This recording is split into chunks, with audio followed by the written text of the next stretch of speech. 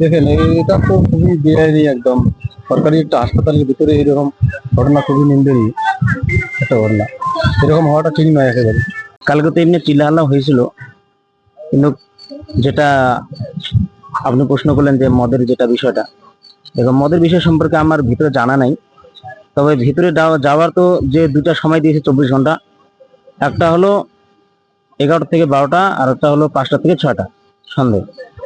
এই 2 ঘন্টায় শুধু পাবলিক ঢোকাফেরা করে। আর বাসের যদি কোনো এমার্জেন্সি হয় তো ভিতর থেকে ডাক দেয় ওই রোগীর যে সঙ্গে থাকে, মহিলা বা গার্জেন, ওদেরকে ঢোকার পারমিশন দেয়। এছাড়া তো আমরা ভিতরে খবর জানি না। যদি বাস্তবে এটা হয়ে থাকে যে নেশার যে মদের ইয়েটা, তাহলে অ্যাকচুয়ালি এটা ঠিক না হসপিটালের ভিতরে। যদি কারো পার্সোনাল বিষয় থাকে তাহলে এটা অন্য জায়গায় কি করতে পারে, কিন্তু ভিতর খবর তো আমরা জানি না। যদি বাসেস হয়ে থাকে তাহলে এটা ঠিক না।